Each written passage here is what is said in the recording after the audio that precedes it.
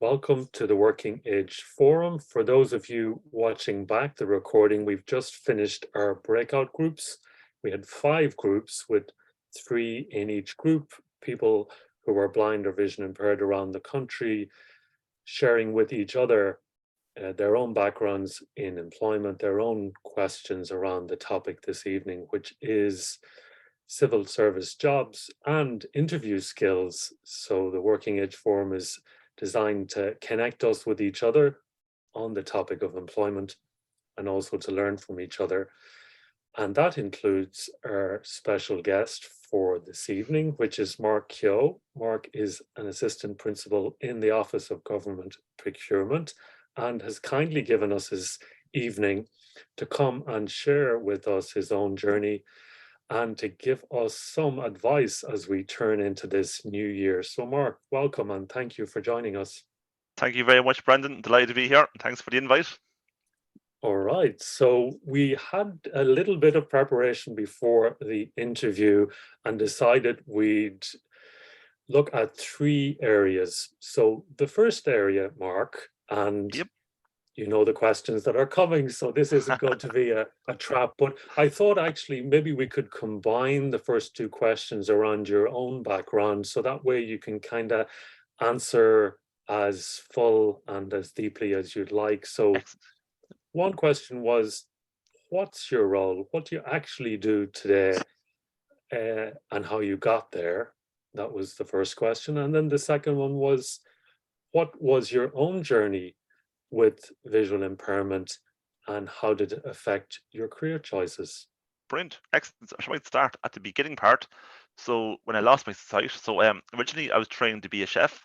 So I was in the middle of catering college in Athlone, and within 2 weeks my vision went down to 8%. So it was optic atrophy I have.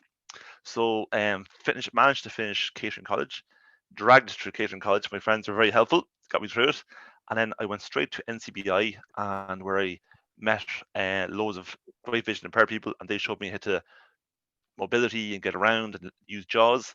Done a 6-month course there, followed by 6 months in Roslyn Park. When I was in NCBI, I applied for a clerical officer role and done my interview. And then at the end of the Roslyn Park course, the job became available in the civil service, and that was 22 years ago. So I joined as a clerical officer. I was CO for 5 years, and then I was executive officer then for 9 years, because it was a moratorium there as well. And during that moratorium, I'd done my degree, which work kindly paid for, along with many other courses I've done. And while I was doing that, I was doing procurement, small parts of public procurement, which is necessary for all government departments and public bodies to do. And then after the embargo lifted, I got a promotion to the Office of Government Procurement, where they done really, really extensive training in procurement. So I really enjoyed that, and it's really suitable for people with vision impairments because it's all knowledge based and it's in your mind and all that information. And then 4 years later, then I moved role to a key account manager role, where it's very much customer service. And now I kind of work with government departments, help them with their public procurement needs, and more like problem solving and working with them on strategies and how to be more compliant in public procurement. So it's kind of very knowledge based, very people focused, and kind of problem solving. So I really, really like it. I've given like 20 clients, so that's across public sector, from health sector, enterprise kind of area, and housing and things like that, and Tusla and clients like that. So I go around to those organizations. Primarily, it used to be very much in person. Obviously, with COVID, it was all online, but thankfully now we're back on meeting clients face to face, so which I love. And the best part of my job is I don't have to do the procurement; I just help them with theirs. So it's great. Okay. So that's So kind you're of the chief procurement advisor. key account manager. I help them with their problems in public Right. procurement. A lot of networking and building relationships with clients, helping them use our contracts and frameworks. And as part of that, then, because all the obviously the civil service and public sector are very good at putting you through college and training. I done 2 years college in coaching, and I done a lot of life coaching, executive coaching, but for the last 2 years, I've done loads of interview coaching. So that Mm. keeps me Hmm. extremely busy doing interview coaching in the evenings and weekends, and I absolutely love that. So Great. delighted to have a chat to anybody here at all this evening Hmm. about interview techniques, how to put your best self forward for interviews. Excellent. Well, we'll come to the whole topic of interviews in a moment, but before that, you mentioned, Mark, the transition you made, the Yep. pivot from that initial catering work and that role and that direction in your career, and then where you ended up in the civil service. And it clearly required some kind of a bridge, some kind of a decision, some kind of a realization, maybe a choice on your part. How was it for you making that decision, and where did your own vision come into that choice? Within the civil service or career-wise type thing, is it? Yeah, like moving originally from the world of catering into thinking of public sector. Yep. To be fair, the NCBI were really helpful. There was a great person there called Anne Smith. She was over the centre at the time, 23 years ago. She told all the students there about this course, and I remember doing the application form, and it was really helpful in that, and helped me with interview preparation. All that 23 years ago, 24 years ago now, Hmm. and then I joined in 23 years ago in as clerical officer. But definitely, once you're in, if you go in and try at all, you're going to do extremely well because they're very friendly. They're really, really accessible. I was saying to somebody else in the group earlier on, it's such a large organization. When I went in, say I had 8 key tasks, but 2 of them were inaccessible. So all they done was took those 2 jobs, gave them to somebody else, and I took 2 other parts of somebody else's job. See, the organization is so big, it can do that, and it has the resources, it has experts there to make sure the transition in is seamless. And again, give them the heads up. If you're going to Department of Education or Finance in advance, drop them an email saying, "This is me. I am a vision impairment. I need this software." Tell Hmm. them where to get it, and touch base with them again with 3 weeks ago and the week before. And then when you land in, you have your software ready to go, and All right. it's really helpful now. Great. Thank you, Mark. And that's getting us into the second part around your job in the civil service, and your perspective, what it's like to work in the civil service based on your own experience of having a disability, and uh, how the job can be uh, redesigned, if you like, in a way Yep. that serves all the abilities which are diverse within any team, in any organization. What would you say are some of the pros and cons of working in the public sector? Excellent. Well, firstly, they are mandated to employ 3% of the workforce with disability, and they definitely take that very seriously. There's always national surveys annually to make sure that they're hitting those numbers. And even in some instances, they have competitions purely for people with disabilities, which is fantastic. Um, and then with the so it's kind of so give me that question again. Like, what kind of Oh, tips sure. or What are some of the pros and cons? So, pros and cons? yeah, advantages, disadvantage based on your own Yep, experience. brilliant. So pros would be diverse of what kind of jobs. Like there's 16 government departments, and then there's all the bodies under the aegis. You can move within government departments, like say in social welfare would have thousands, revenue has thousands, and within that there's different functions like there's HR, and there'd be accounts, there'd be ICT, there'd be processing. So there's loads of different opportunities to move within. And then also what they're doing at the moment is mobility. You can move anywhere at all. So you can register your interest. I want to move from Dublin to social welfare in Waterford, and you can literally pick an office. So now it is obviously it can be harder if you're moving from Dublin to the country. It might be a longer queue, but it's it's a great opportunity. There's loads of pros. Again, training. I've done around 7 or 8 years of study. Done my degree at night time. I've done some work in the King's Inns college courses, and really, really good. They pay for all that. They give you study leave. There's really generous annual leave. every year once you're in a grade. And so like say for clerical officer, for example, I think it starts off around 23, 24,000, and that scale goes up to 40,000. So if you never want to get promoted again, you will be on 40k within say 10 years. But if you put the head down, try it all, you'll do extremely well, and promotion is very obtainable. In relation to the cons, to be honest, I can't think of any. Like, you're never going to be rich in the civil service. Someone told me that, but you'll never starve. Like, if you go in at a grade, it is increments. There is increments that are available. You're not going to start off 23 today and be on 50 tomorrow. It does take time to go up the grades, but then you get fantastic experience and there's opportunities. Once you're there 2 years, you can apply for promotion, and there's promotion internally within organizations, and there's also open recruitment through publicjobs.ie. So if anybody at all is interested in a career in civil service or public service, I would go into publicjobs.ie, go into clerical type jobs or whatever one you're involved in, because there's medical jobs, there's all different types, there's accounting and auditing, whatever kind of jobs you like. Tick the box for you want to be alerted when those jobs come up, and next time they're recruiting for CEO or EO or like any kind of jobs in the health sector or education, or guards or whatever, that's out for us, I think. You will get an alert, and you'll be told, okay, I'm recruiting for clerical officer or executive officer, and the closing date is a month away. Please fill out the attached form, and all the documentation is very accessible. And one of the first questions they ask you is, do you have any access requirements? And then once you tick a box and you type in what requirements you have, whether it be JAWS, whatever software, or you need longer time to do the test, they're really, really accessible and very helpful. Because when you're doing the test using JAWS, you do a test one-to-one rather than in a group with 40 or 50 people.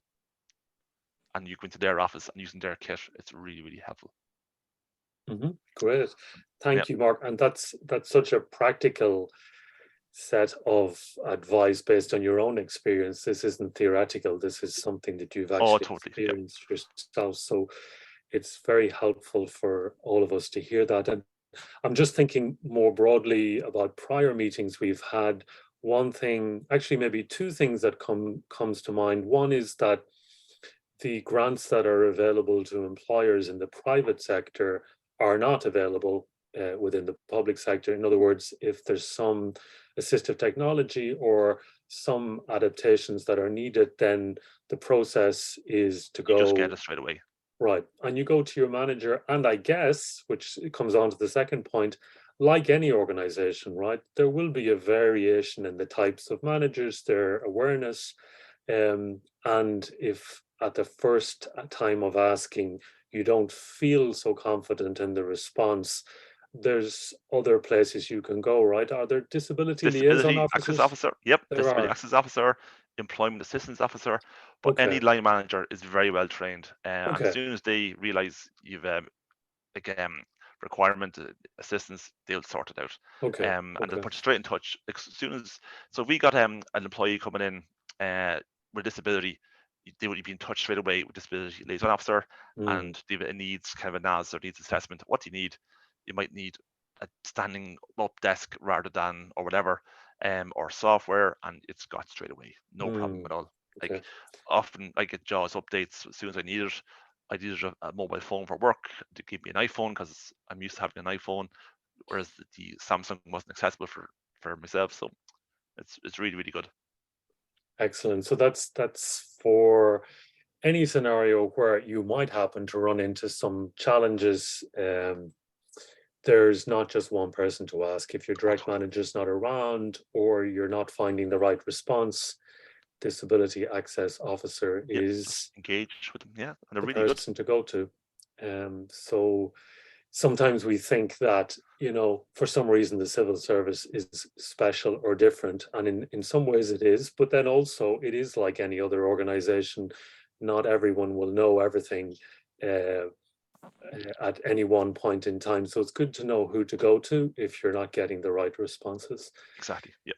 Great. So You know, it brings us into the third part, and this is the last section of the interview before we open up for questions, because I sense there's a lot of questions been bubbling up in our breakout groups earlier. So let's talk about interviews in general. Yep. You've done a lot of work helping people prepare for interviews. What, from your perspective, Mark, are some of the classic mistakes that people make in interviews? Excellent. Brent. So I've helped 4 or 5 vision impaired candidates go for interview, and thankfully they've all got their jobs. Some people even skipped a grade. Some people went from CO to HEO grade, so fair play to them. The important thing is look at the job you're going for. Be very familiar with the job spec. So if you're going for clerical officer, for each job you're going for, there will be designated competencies. So it's 5 or 6 competencies. These are called out at the end of the document, and it's called a competency framework. If you Google the competency framework for clerical officer, it'll come straight away. For executive officer, they're different again. Some of them are common. So what I would do is get to know the job, because one of the opening questions will be, what do you understand the job clerical officer involves? Or what are the challenges facing the civil service? Or what's the challenge facing a clerical officer? What skills do you have to make you a good candidate for clerical officer? So, and the way they test competencies, because they're behavioral competencies, they will ask you, give me an example of when you worked as part of a team in a previous role. So it could be college, it could be in employment, working as a volunteer somewhere. And so during this time, I worked as a part of a team doing this project. My task was ABC, and the outcome was this. My key learning was the importance of working together, effective communication, and this is what I can bring to the role of clerical officer. So each competency, you should have a story for that. And for Mm-hmm. each story, kind of, and using the STAR, one of the members there said earlier on, using the STAR method. So situation, task, activity, and results. Mm-hmm. So situation and task is only one sentence. In my current role, I was responsible for doing this. And if you look at the competency framework, it actually calls out all the actions, because all the verbs. So if you just rejig them and put them into your examples, that's all your actions done. And then results is the result of your work, result of the project, the impact on the project itself, the impact on the end user, the impact on the organization. So there's different results and impacts. And a key thing then, really kind of the cherry on top, is a key learning I took from that example is the importance of X or Y. And this is a very important skill that I can bring to this role, that kind of stuff. So it's kind of learning stories off, but not learn them like a parrot. Learn them like you want bullet points, and all you're doing Mm. is going in for a very well prepared chat. So stuff like that, and listen to the question. So they might say to you, "What motivates you?" So you're going to have your few lines ready to say what motivates you, and then so don't learn them like a parrot, which then they might ask you the question you're expecting, and then you say, "Oh, normally I had 4 points to get across in this example, but only the first 3 are relevant." So deliver those 3 points and sum up nicely. And then don't forget to stop talking, because they're going to wait for you to stop talking to ask you more questions. Right. And like some people think if they're not talking, they're not scoring. But every sentence should have impact. That's a really, really important thing. Every sentence should have impact. And try to call out the scale and the impact of your work as well. That Mm. could be anything from volunteering to being as part of a team or your current role, stuff like that. It's interesting. That's almost like answering the question, so what? Oh, yeah, exactly. So Or what? why? Why are we doing this in the first place? So what? Right. And look at the job spec. I always say, if I'm coaching somebody, read the job spec literally 3 times, then read it backwards. Read each paragraph at a time from the bottom, because people speed read, and just identify the key points you want to get across, that you understand the role. And another key thing is, when you're preparing for an interview, speak your answers out, because if you just read them using JAWS or Zoom text, whatever, you can read twice as quick as you can speak. And then when you go into the interview, you're hearing your voice for the first time and you go, "Oh God, I'm not used to hearing myself." So get a loved one or colleague to read some sample questions here. Mm. That's really important. So speaking your answers out, preparing them, making sure that every sentence you have has impact and is Mhm. relevant to the question being asked. So stuff like that, yeah. Great. So it's really doing your homework, reading the job description, looking at those competencies, almost like taking notes or jotting down your plan for the Your star that you your mentioned. skills, yeah, Right. your skills and your achievements, match them to each one. And if you can, have a backup for each competency. And say for, I always call them stories. If you have a story about teamwork and have something that went wrong, like I call it CSR, so a challenge, because you're working part of a team, challenge happened. What was your solution? And then R's for result. So this challenge came up when I was working as part of a team. This was the solution I brought to the team, and this was the result of my intervention. And if you can, use words like I's in this, I consider this, I analyze this, and this is what I delivered. Mm, Irish people are very used to using we all the time. So if you get the job, bring your team out for lunch. Just get the job first. Don't say we. Focus on what hmm I did. And hmm again, Okay. every sentence should have impact. Well, it's really helpful advice, Mark. And I don't want to put you on the spot, but as a final round before we close the recording and then move on to our questions offline, I wonder, is there an example you might be able to offer, and it could be real or hypothetical, Yep. for each of those acronyms you give us? So STAR was the first one. Is there an example Yep. you could share just on the fly Yes, that might certainly. help people? Excellent. Yeah. So if I was asked a question, how do you delegate work? That was asked to me. Hmm So situation, in my current role, I'm responsible for managing 3 people. So my task is to manage their work on a daily and weekly basis. Now, moving on to the actions. When I'm delegating work, I consider a few things. Firstly, what's the timeline? When do I need the task done by? And look at my team. What are their skills? But hmm also, what's the opportunity for development? So I know Mary can do this task really quickly, but the task doesn't need to be done for probably a week. So I'm going to give this task to John. Say, John, here's a bit of a stretch goal or developmental goal for you. Why don't you have a look at this goal or this task? Come back to me tomorrow with a proposal how you want to do it.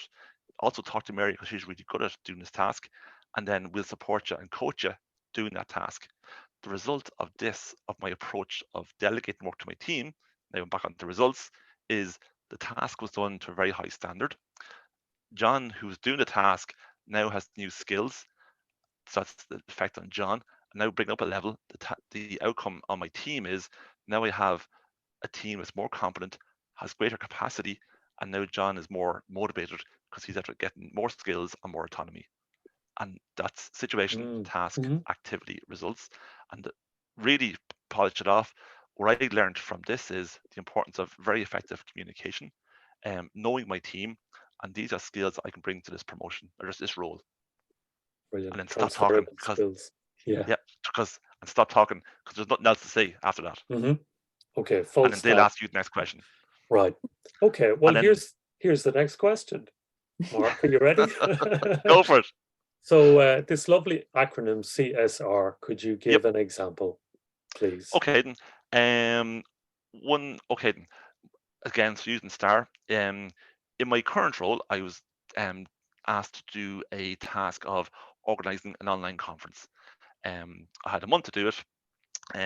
I found a venue, and then the and I had it was a blended venue. So then the one of them was has to be on Zoom as well because and then suddenly Zoom failed me on that day. But however, as part of my contingency plan, I had it backed up and I had a WebEx one on standby.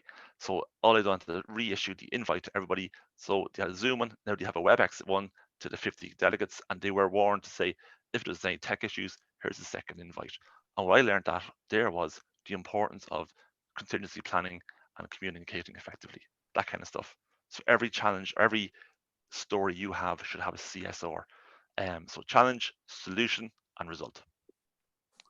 Perfect. Because they'll You nearly got always ask you, what did you you got learn the from that j- example there? Yep. you got the job, Mark. Thanks very much. Excellent. Well, thank you again. And we'll finish the recording just now before we move to questions. So we'll put an end to the interview. Good stuff.